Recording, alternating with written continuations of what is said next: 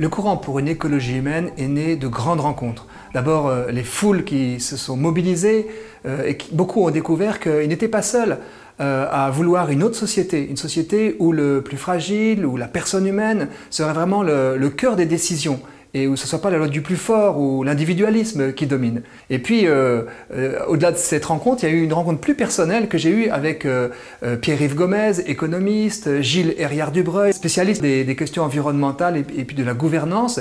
Et tous les deux m'ont dit, au fond, que cette expression que j'avais pu utiliser sur un podium rejoignait leurs propres préoccupations. Certes, nous étions tous engagés pour que l'enfant ne soit pas privé de repères anthropologiques que nous avons tous hérités de nos parents, hein, être né d'un homme et d'une femme, mais cette notion d'écologie humaine qui est née un petit peu comme l'écologie environnementale, c'est-à-dire d'une question fondamentale.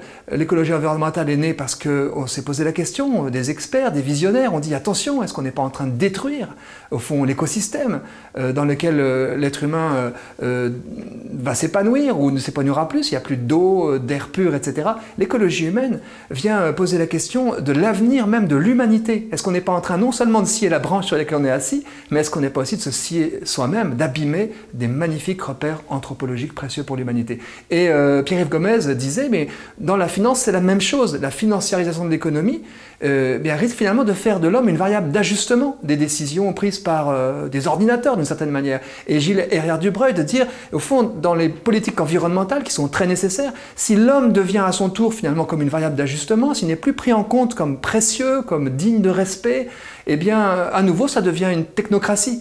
Et tous les trois, et avec beaucoup d'autres, nous nous sommes rendus compte qu'il était temps de peut-être offrir une alternative à la spirale libérale libertaire qui finit par étouffer l'homme le plus fragile. Quel diagnostic est-ce que les co-initiateurs du courant pour une écologie humaine portent sur la société?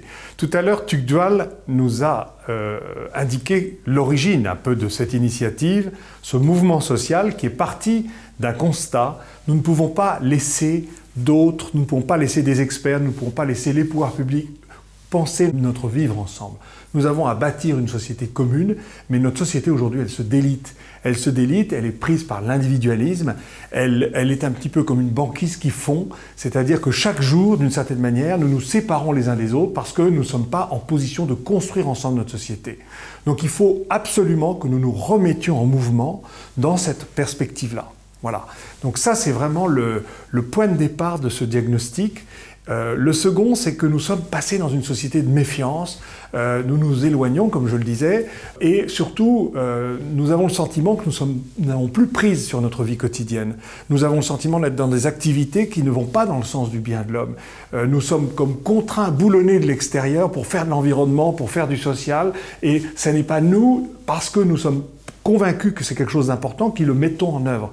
Bon, voilà. Donc ce point de départ, c'est renverser cette situation de tristesse, d'impuissance, de perte de motricité. On a l'impression d'être des marionnettes. Comment sortir de cette situation? Voilà. C'est à partir de là que nous allons essayer, nous, courant de l'écologie humaine, de penser à la construction de ce monde commun.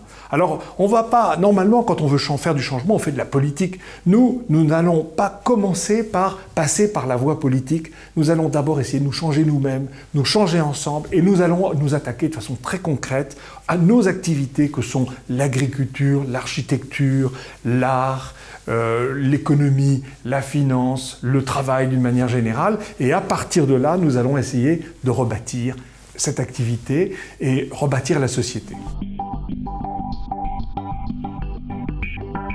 Alors comment on va mettre en place le courant pour une écologie humaine? Notre point de départ, c'est la bienveillance.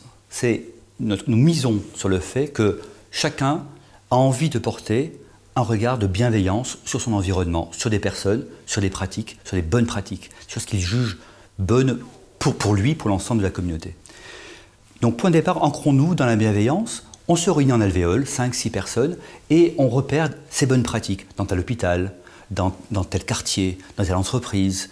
on en parle, on en discute, et à partir de là, on se pose la question, est-ce que j'ai envie que cette pratique soit généralisée? Est-ce que j'ai envie que d'autres personnes la connaissent, et même que peut-être l'ensemble du pays la connaisse, parce qu'elle serait bonne pour d'autres que pour nous, ou qu'elle serait bonne pour d'autres que localement?